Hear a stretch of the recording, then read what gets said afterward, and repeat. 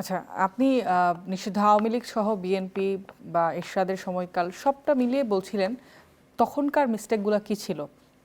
তো এবার আমরা নির্বাচনে দেখছি অনেক তরুণ রাজনীতিবিদ তারা সংসদে যেতে চাচ্ছে বা হইতে পারে যে তারা চলে যাবে সংসদে।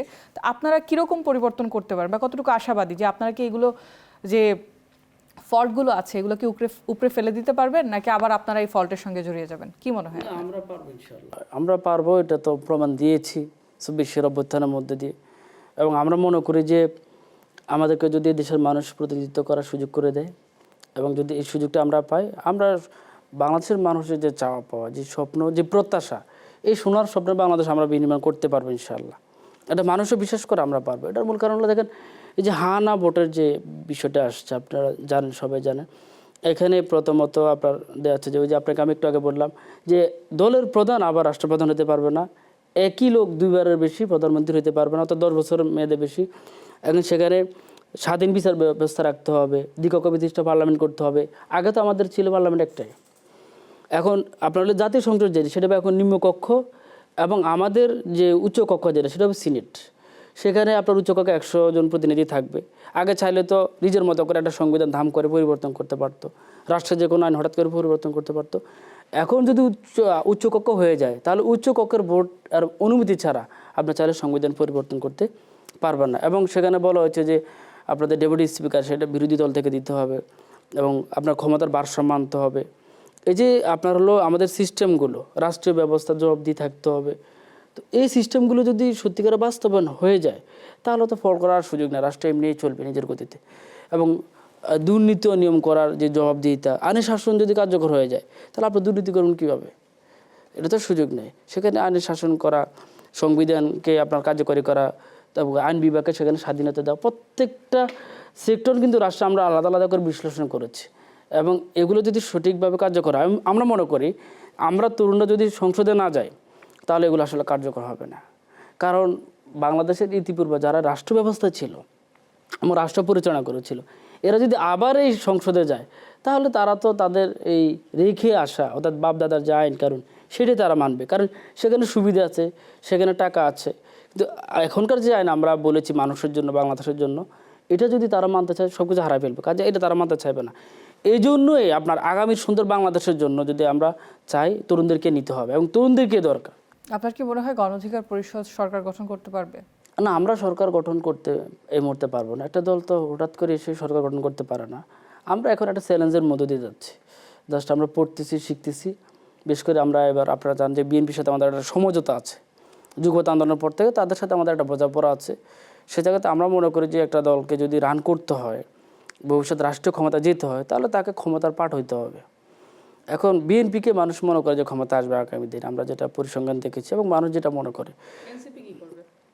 এনসিপি তো আসলে রাজনৈতিক যে পার্সপেক্টিভ, তাদের যে চিন্তা চেতনা এবং ইডিওলজি, সেটার সাথে গণ অধিকারের মিল নেই। এনসিপি ইতিমধ্যে আপনার যেন ফল করেছে, মানুষ তাদেরকে একসময় চিন্তা করেছে ছেলেগুলার অনেক সৎ এবং এইদের হাত ধরে বাংলাদেশ পরিবর্তন হবে। কিন্তু পরবর্তী যখন তারা দেখলো এদের দলের ভিতরে নারী কেলেঙ্কারি, নীলা ইসরাফিল, আপনি যদি বলেন তুষারের সাথে একটা নারী কেলেঙ্কারি আছে, আবার অনেক মেয়ের সাথে সেখানে অনেকগুলো ঝামেলা আছে, যেখানে নারীদের নিরাপত্তা নাই। আপনি সেই দলের কীভাবে ভবিষ্যৎ বাংলাদেশে আপনার রাষ্ট্র ব্যবস্থা দেখতে চান? এখন যদি তাদের দলে নারীদের কেলেঙ্কারি থাকে তাহলে ভবিষ্যতে আরও থাকবে না, নিরাপত্তা দিতে পারবে না। আপনি দেখেন গণ অধিকার পরিষদে একজন নারীর বিষয়ে কোনো কেলেঙ্কারি নেই। এবং আপনি দেখেন একটা দলের কিন্তু একটা ইডিওলজি থাকে এবং একটা চিন্তা চেতনা থাকে। যেমন বিএনপি তারা জাতীয়তাবাদী নিয়ে চিন্তা করে, জামাত একটা ধর্মীয় রাজনীতি লালন করে, ধারণ করে, গণ অধিকার পরিষদ আমরা মধ্যমপন্থী রাজনীতি ধারণ করি। কিন্তু তাদের তো আসলে খিচুড়ি মার্কা রাজনীতি, এই খিচুড়ি মার্কা রাজনীতি দিয়ে খুব বেশি আগানো যায় না। তারা বাম চিন্তা চেতনা ধারণ করে, আবার ডানও করে, আবার হলো মিশ্র করে। দেখেন এতদিন তারা কিন্তু সুশীল ছিল, যে আমরা সুশীল, আমরা এই দেশকে ধারণ করে লালন করি। এখন হঠাৎ করে তারা জামাতে চলে গেল। তাহলে জামাতের যে 71-এর যে ব্লেম, যে দাগ, এটা তো তারা স্বেচ্ছায় গ্রহণ করলো। তাহলে আপনি কি মনে করবেন যে এখানে কি গভীর কোনো বিষয় নাই? এই দলটি তো হয়তো জামাতের দেওয়া একটা দল হতে পারে। তাহলে 71 যারা ধারণ করে না, আপনি তাদের থেকে কি ভালো কিছু আশা করবেন? কাজে আমরা মনে করি যে এনসিপির সাথে গণ অধিকারের কোনো মিল নাই। গণ অধিকার পরিষদ মানুষের রাজপথ থেকে উঠে আসা একটা দল এবং আগামী দিনে দলকে মানুষ ক্ষমতায় নেবে ইনশাল্লাহ। আপনি কিছুক্ষণ আগে বলছিলেন যে আপনারা শোডাউন করতে পারছেন না, অনেক সময় আর্থিক অভাব অনটন থাকার কারণে আপনারা বড় বড় শোডাউন করতে পারছেন না। তবে দেখা যাচ্ছে যে আপনাদের সাথে একই সাথে রাজনীতি করেছে হান্নান মাসুদ, এরকম আরো অনেক নেতা আছে যারা অনেক বড় শোডাউন করছে। আপনার কি মনে হয় তারা কিভাবে পারছে, আপনারা কেন পারছেন না? এখানে তো অভাব অনটন না, এখানে হচ্ছে দলের ফান্ডের সমস্যা। আমরা হচ্ছে যখন অভ্যুত্থানের পরবর্তীতে আপনার ওই যারা সমন্বয়ক ছিল এদের সমন্বয়তে পরে এনসিপি হয়েছে, সেই জায়গা থেকে রাষ্ট্রীয় যে সুযোগ সুবিধাটা এই জায়গাটাতে ছিল আসলে তারা, আমরা না। বিশেষ করে আপনার আসিফ মাহমুদ, নাহিদ এবং হচ্ছে যে তারপরে মাহফুজ, হান্নান মাসুদ, এরা কিন্তু আপনার হলো ওখানটাতে থাকার কারণে, অর্থাৎ রাষ্ট্রের মূল স্টেক হোল্ডার থাকার কারণে এদের যে আপনার হলো সাবেক যে সংগঠন ছিল গণ অধিকার পরিষদ, এটাকে তারা এক ধরনের কী করেছে আপনার হলো বাধা সৃষ্টি করেছে, দূরে সরিয়ে দিয়েছে। এটার মূল কারণ হলো ছাত্র অধিকার গণ অধিকার পরিষদ যখন যাকে প্রিয়া সহ একটা সমস্যা সৃষ্টি হয় আমাদের, এবং পরবর্তীতে ছাত্র অধিকার পরিষদ থেকে আসিফ সহ এরা বের হয়ে যায়। তো বের হয়ে যাওয়ার পর এরা কিন্তু গণতন্ত্র দোহা দিয়েছিল, বের হয়ে তারা কিন্তু একটা আলাদা প্ল্যাটফর্ম করে, ওই প্ল্যাটফর্মের নেতৃত্বে কিন্তু পরে আপনার হলো অভ্যুত্থান হয় এবং অভ্যুত্থানে তারা নেতৃত্ব দেয়। এই জায়গা থেকে গণ অধিকারের সাথে তাদের একটা কনফ্লিক্টিং ছিল, একটা দূরত্ব ছিল, একটা অভিমান ছিল। অভিমানের জায়গা থেকে তারা কি করেছে, রাষ্ট্রের যখন মূল জায়গা তারা আসছে এবং সুবিধাগুলো পাওয়া শুরু করেছে, সেই সময় গণ অধিকারকে একেবারে বলা যায় যে দূরে সরিয়ে দিয়েছে এবং একেবারে একটা দেয়াল তারা গাড়িয়ে দিয়েছে যে গণ অধিকার এখানে আসতে পারবে না। এটাকে এক ধরনের ক্ষমতাকে কুক্ষিগত করা বলা চলে, যেভাবে এর আগে শেখ হাসিনা সরকারও করেছিল। তো এরপরে তারা কি হয় যে প্রত্যেকটা মন্ত্রণালয়ে প্রত্যেকটা আপনার হলো মিনিস্ট্রিতে তারা গিয়ে যে পরিচয় করিয়ে দেয় পার্সেন্ট ও হচ্ছে সমন্বয়ক, উনি হচ্ছে আমার দলের এনসিপির, ওনাকে সুবিধা দেবেন। যেমন আসিফ মাহমুদ শুধু একেবারে ধরে ধরে বলেছেন যে গণ অধিকারকে বা বিপিনুরের কোনো সাপোর্টারকে আপনার এখানে কোনো সুবিধাই দিবেন না, এরকম অনেকবার আমাদের কাছে অভিযোগ আসছে। তারপর নাহিদ, তারপর আপনার হলো মাহফুজ। আপনারা কি গিয়েছিলেন সুবিধা নিতে? সুবিধা না, জাস্ট হচ্ছে যে আপনার বললাম যে যেমন আমাদের সাতক্ষীরা বলেন, কুড়িগ্রাম বলেন, এই প্রত্যন্ত অঞ্চলে তো আসলে সড়কের সমস্যা, নদী ভাঙার সমস্যা। ওখানে হচ্ছে যারা নেতৃবৃন্দ আছে তারা এই সমস্যাগুলো যখন নিয়ে এসছে তখন হচ্ছে সরাসরি বলে দেওয়া হচ্ছে যে আপনার তো গণ অধিকার, এটা আপনাদের জন্য না। সেখানে সেই সুবিধাগুলো হচ্ছে তারা নিয়েছে। দেখেন এখানে হান্নান মাসুদের যে বিষয়টা আসছে, আপনি আমাকে বলেছেন, হান্নান মাসুদ যখন আমাদের পরিষদে ছিলেন তখন তো সে মূল মানে শীর্ষ নেতা ছিলেন না, মূল লাইনের নেতা ছিলেন না, সে একটা হলের সভাপতি ছিলেন। সে জায়গা থেকে যখন নেতৃত্ব দিয়ে সে জাতীয় নেতা হয়ে গেলেন, এনসিপি নেতা হলেন এবং প্রত্যেকটা দপ্তরে গিয়ে সে পরিচয় দিলেন এবং জোর জবরদস্তি করলেন যে এখানে আমাকে এটা দিতে হবে। তখন সেই সময় আসলে গভর্নমেন্ট সহ প্রশাসনগুলো ছিল আপনার হলো ভীত যে আমলিগ চলে গেছে, এদেরকে সুবিধা না দিলে তো এরা আবার আমাদেরকে এখান থেকে বদলি করে দেবে। এটা আপনারা দেখেছেন যে সেই সময় কিন্তু অবৈধভাবে অনেকে কিন্তু ছাঁটা করে দেওয়া হচ্ছিল, অনেক সচিবকে কিন্তু আপনার হলো অবৈধভাবে ছাঁটাই করে দেওয়া ছিল, অনেক মিনিস্ট্রিতে, পুলিশের আইজি মাঝে অনেক জায়গায় কিন্তু অনেকগুলো অভিযোগ কিন্তু আসছে। এটা তো আপনারা বিভিন্ন ম্যাস মিডিয়া দেখেছেন, প্রিন্ট মিডিয়াতে দেখেছেন। সেই সুবিধাগুলো তারা কিন্তু এককভাবে নিয়েছে। বিশেষ করে হান্নান মাসুদের যে নদীবন্দর, চট্টগ্রামের যে পোর্ট আছে এবং তার যে এলাকার যে বরাদ্দগুলো, এই বরাদ্দগুলো কিন্তু আগে এত ব্যাপকভাবে ছিল না। যেমন আমি আপনাকে বললাম যে আমি যখন মাজারবার কাছে গিয়েছিলাম পিডি এলজিডির, উনি বললো তো সব বাজার তো হান্নান মাসুদই নিয়েছে। এরকমভাবে প্রত্যেকটা মিনিস্ট্রি থেকে কিন্তু তারা কিন্তু আসলে বেনিফিটেড হয়েছে, যেটা আমরা হইতে পারিনি। আমরা তো বলতে এখানে জনগণের জন্য, যেহেতু রাষ্ট্রীয় সম্পদ, রাষ্ট্রীয় বরাদ্দটা রাষ্ট্রের জন্য, কিন্তু এখানে এক কেন্দ্রিক হয়ে গেছে। রাষ্ট্রীয় সুবিধা তো যেখানে পাওয়ার কথা ছিল সবাই, প্রত্যেকটা দলের জন্য, এবং প্রত্যেকটা দলের যে এই যে সমঝোতা, এই যে পারস্পরিক হচ্ছে সমতা, এই সমতার জন্য ইনসাফের জন্য আমরা যে আন্দোলন করেছি সেটা কিন্তু এনসিপি এসে আরও কুক্ষিগত করেছে এবং এই কুক্ষিগত মধ্যে দিয়ে কিন্তু এনসিপি যারা নেতা আছেন তারা কিন্তু সুবিধা নিয়েছেন। যে আপনি দেখেছেন যে হান্নান মাসুদের আগে হলে থাকতেন, এখন সে বিশাল একটা অফিসে বসেন, বাড়িতে গাড়িতে করে যান। আসিফ মাহমুদ উপদেশ হওয়ার আগে তার কী ছিল, এখন কী হয়েছে, নাহিদের কী হয়েছে, আপনার হলো মাহফুজের কী হয়েছে, এবং এনসিপির আরও যারা নেতৃবৃন্দ আছেন তাদের জীবন মান দেখেন, আগে কেমন ছিল এখন কেমন ছিল। এটা তো আমাদের বলার বিষয় না, মানুষ তো এটা দেখে, মানুষ তো এটা দিনের মতো তারা অ্যানালাইসিস করে যে না তার অবস্থান আগে কি ছিল এখন কী হয়ে গেছে। এবং আসিফ মাহমুদকে নিয়ে আপনি দেখেছেন যে তার নিজ এলাকা অনেক আন্দোলন সংগ্রাম হয়েছে। আসিফ মাহমুদ তো আপনাদের গণ অধিকার পরিষদে আবার ব্যাক করতে চাইলো, তো তখন কি হলো? তিনি আসতে চেয়েও আবার আসলেন না, কি হয়েছিল আসলে?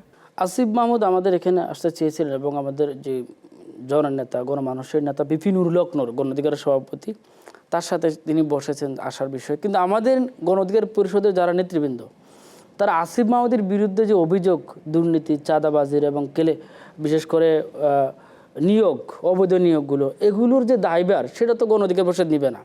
কারণ গণ অধিকার পরিষদের আপনার প্রত্যেকটি নেতাকে একবার আপনি জরিপ করলে দেখবেন এক পয়সারও কোনো ধরনের চাঁদাবাজির অভিযোগ নাই এবং দুর্নীতি অনিয়মের। সে জায়গায় আসিফ মাহমুদের ব্যক্তিগত দায়ভার কেন গণ অধিকার নেবে, এ দল নেবে? এই জন্য সেই সময় আপনি দেখেছেন যুব অধিকার পরিষদ, মঞ্জুর মোর্শেদ মামুন, নাদিম ভাই, এদের আপনার নীতিতে কিন্তু আসিফ মাহমুদকে আপনার হলো যাতে দলে না নিয়ে আসে এর জন্য বড় বড় মিছিল করেছে, মিটিং করেছে এবং আমাদের প্রত্যেকে কিন্তু ফেসবুকে পোস্ট করে প্রতিবাদ জানায় যে আমরা আসিফ মাহমুদকে চাই না।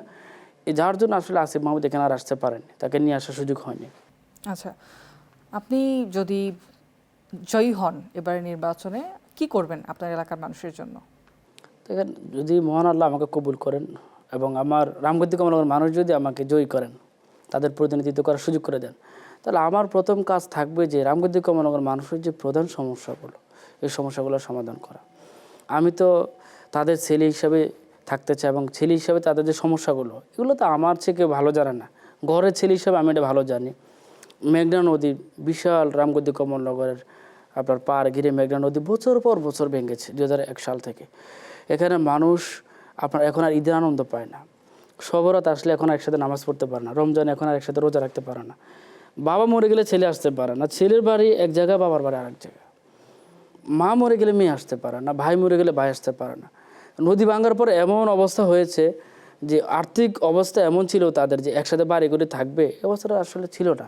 কারণ বেশিরভাগই ছিল এগুলো নিম্ন শ্রেণীর মানুষ। এরপরে কী হয়েছে, নদী ভাঙার পরে কেউ চলে গেছে ধরেন মামার রেফারেন্সে, কেউ চলে গেছে বন্ধুর রেফারেন্সে। মাটি কিনে যে তারা থাকবে সে সামর্থ্য ছিল না। আমার নিজেরা কিন্তু বাড়ি ভেঙে গিয়েছিল। তাহলে এই যে ব্যথা আপনার, এই যে আছে শীতকাল, দেখেন এত শীত পড়তেছে এবং হচ্ছে বিশাল নদীর পাশ ঘিরে মানুষ থাকে, এখানে মানুষের ঘর নাই, ঠিকমতো যে খাবে সে চালগুলো ঘরে তাদের নাই, এর ভিতরে শীত পড়তেছে। তো এদেরকে দেখার মতো মানুষ নাই। তো আপনি জানলে অবাক হবেন যে এই নদীর জন্য কিন্তু 31 কোটি টাকা বরাদ্দ হয়েছিল এক না এক থেকে। এই পুরো বাজেটটা আওয়ামী লীগের সময়ে যেহেতু বাজেটটা হয়েছিল, সেই সময় আওয়ামী লীগের যারা প্রভাবশালী নেতা ছিল তারা কিছু টাকা ঠিকাদার থেকে নিয়ে নিয়েছিল সিস্টেমে। প্রেক্ষাপট পরিবর্তন হওয়ার পরে এখন যারা ক্ষমতা কেন্দ্র করে রাজনীতি করে, এদের একটা অংশ কিন্তু আপনার হলো এই টাকাগুলো নিয়ে গেছে বরাদ্দ। কারা কারা নিয়েছে? এই যে এখন ক্ষমতাসীন যারা নিজেদেরকে আগামীতে ক্ষমতা আসবে বলে এবং যাদের কাছে ক্ষমতা আছে মোটামুটি রাষ্ট্রের, যারা স্টেক হোল্ডার মনে করে, এরকম আপনারা জানেন যে এখন বিএনপি আছে, জামাত আছে, তাদের ভিতর থেকে কিন্তু কাজগুলো হচ্ছে। তো এই টাকাগুলো নিয়ে যাওয়ার কারণে ওই যে ওখানকার যে ঠিকাদার কাজ করবে সে তো টাকা পাচ্ছে না, কাজ করবে কীভাবে? এই টাকার কারণে আজকে কিন্তু কাজগুলো হচ্ছে না, হওয়ার কারণে নদী আরও ভাঙতেছে। তো আমি মনে করি যে আমি সর্বপ্রথম যদি ক্ষমতায় নির্বাচিত হই, আমি সর্বপ্রথম এই বৃহত্তর যে নদী বাঁধ আছে এটা টেকসইটা বাদ করবো ইনশাল্লাহ। এই বাঁধকে শুধু বাঁধ না, আমি আগামী রামগতি কমলনগরের জন্য একটা অর্থনৈতিক জোন করবো এখানে এবং এটা পর্যটন এলাকা হবে। এর পাশাপাশি আমার পূর্বে রামগতি কমলনগরের আরেকটি নদী আছে বুলুয়া নদী। এই বুলুয়া নদী একসময় কিন্তু অনেক বড় নদী ছিল। এখানে আপনার কৃষকরা কৃষিকাজ করতো, জেলারা মাছ ধরতো। সময়ের আপনার ব্যবধানে এখানে বিভিন্ন যারা হচ্ছে ক্ষমতাসীন আছেন এবং কুচক্রী মহল আছেন, এরা এটার ভিতরে প্রজেক্ট করেছে, নদী বাঁধ আটকিয়ে বাড়িঘর তুলেছেন। জমি ছিল ছোট, এটাকে আরও এখানে মাটি ফেলা বড় করেছে। এই ধরনের আপনার হচ্ছে অবৈধ কাজগুলো করার কারণে আজকে কিন্তু ওই নদীটা ছোট হয়ে গেছে। নদীতে বিভিন্ন জায়গায় ছোটোর মতো বড় বড় হয়ে গেছে, যার জন্য প্রত্যেক বর্ষা মৌসুম আসলে এখানে পানির জলাবদ্ধতা তৈরি হয়, পানিগুলো ঠিকমতো যেতে পারে না, স্রোত আসে না। না আসার কারণে ওই বৃহৎ অঞ্চলে আমার অনেক মানুষ বাস করে রামগতি কমলনগর। এই মানুষগুলোর বাড়িঘর তখন পানি নিতে চলে যায়, প্রত্যেকটা বছর কিন্তু তাদের এই দুর্ভোগে থাকে। তো আমি আসলে মেঘনা নদীর বাঁধের পরে কিন্তু বুলিয়া নদীর যে আপনার খনন কাজ আছে সেটি করব। এরপরে যে বেকারত্ব সমস্যা, রামগতি কমলনগর তরুণদের ভিতরে যে বেকারত্ব আছে, আজকে তাদের মেধা আছে, সৃজনশীলতা আছে এবং তারা কিন্তু অনেক ইনভেন্টিভ, দেশপ্রেমিক, কিন্তু এদের কর্মসংস্থানগুলো নাই।